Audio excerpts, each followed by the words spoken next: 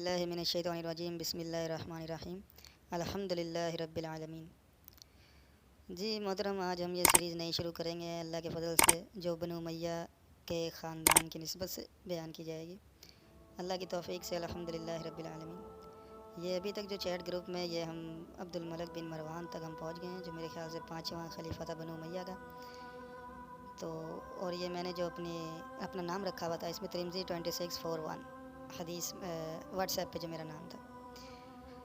حضرت امیر معاویہ رضی اللہ عنہ جو بنو امیہ کے پہلے خلیفہ تھے اور پہلے حکمران تھے، ان سے ہم گفتگو شروع کریں گے۔ امیر معاویہ یا معاویہ اول، عربی میں نام اوپر لکھا ہوا ہے۔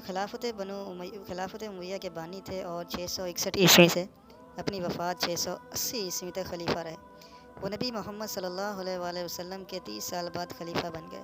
اس سے قبل خلفائے راشدین اور حسن ابن علی خلیفہ رہے، اگرچہ ان کے دور میں انفاس و تقویٰ کا دور خلفائے راشدین کے مقابلے میں کم تر سمجھا جاتا ہے، لیکن نمو پذیر اسلام میں امیر معاویہ پہلے مسلمان خلیفہ ہیں جن کا نام سرکاری دستاویزات، سکول اور سکوں اور کتبوں پر کندہ ہوا۔ امیر معاویہ کاتبین وحی میں سے ہیں۔ ابتدائی زندگی معاویہ ابو سفیان بن حرب کے بیٹے تھے۔ ان کی والدہ کا نام ہندہ تھا، جنہوں نے غزوہ احد میں نبی کریم صلی اللہ علیہ وآلہ وسلم کے چچا حمزہ کا کلیجہ چبایا تھا۔ ظہور اسلام سے قبل ابو سفیان کا شمار روسائے عرب میں سے ہوتا تھا، جبکہ ابو سفیان اسلام کے بڑے دشمنوں میں شمار ہوتے تھے۔ فتح مکہ کے بعد جب نبی کریم صلی اللہ علیہ وسلم نے عام معافی کا اعلان کیا تو ابو سفیان، ہندہ اور ان کے تمام خاندان نے اسلام قبول کر لیا۔ امیر معاویہ بھی ان میں شامل تھے۔ ہجرت مدینہ سے تقریباً 15 برس بیشتر مکہ میں آپ کی پیدائش ہوئی۔ اظہار نبوت کے وقت آپ کی عمر کوئی 4 برس کے قریب تھی۔ جب اسلام لائے تو زندگی کے 25ویں برس میں تھے۔ فتح مکہ کے بعد نبی اکرم صلی اللہ علیہ وآلہ وسلم نے ان لوگوں کی تالیف قلب کے لیے ابو سفیان کے گھر کو بنت العمل قرار دیا، یعنی جو شخص ان کے گھر میں چلا جائے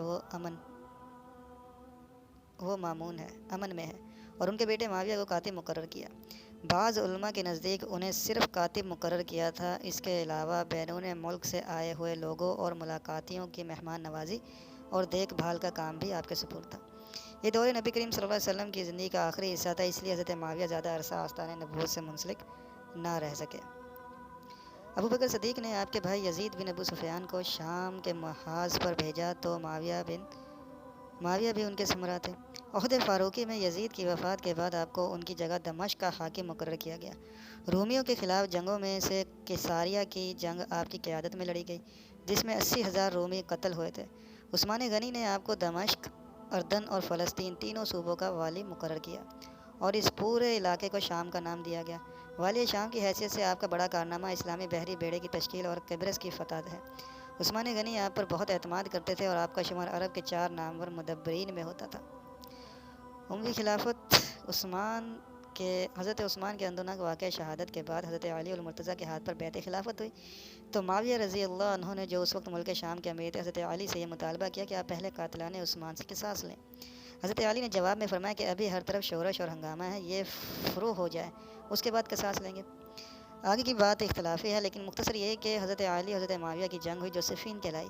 اس کے بعد سیاست کرتے ہوئے خلافت کو حاصل کر لیا گیا، حضرت معاویہ کی طرف خلافت آ گئی۔ اسلامی سلطنت کا اتحاد۔ حضرت علی کو اپنے دور خلافت میں خوارج کا مقابلہ کرنا پڑا۔ حضرت علی کی شہادت کے بعد اہل کوفہ نے امام حسن کی بیعت کر لی، لیکن آپ کے اعلان خلافت کے فوراً بعد حضرت معاویہ نے عراق پر فوج کشی کر دی۔ کوفی قابل اعتماد نہ تھے، اس کے علاوہ امام حسن کی پوزیشن بھی مستحکم نہ تھی، اس لیے آپ نے بہتر یہی سمجھا کہ امت مسلمہ کو مزید خون ریزی سے بچانے کے لیے حکومت سے دستبردار ہو جائیں۔ آپ کے اعلان دستبرداری کے بعد 661 عیسوی میں معاویہ نے اپنی خلافت کا اعلان کیا۔ امام حسن نے امیر معاویہ کے ساتھ ایک مفصل صلح نامے کے ساتھ صلح کی، یہاں سے خلافت راشدہ کا خاتمہ ہوا۔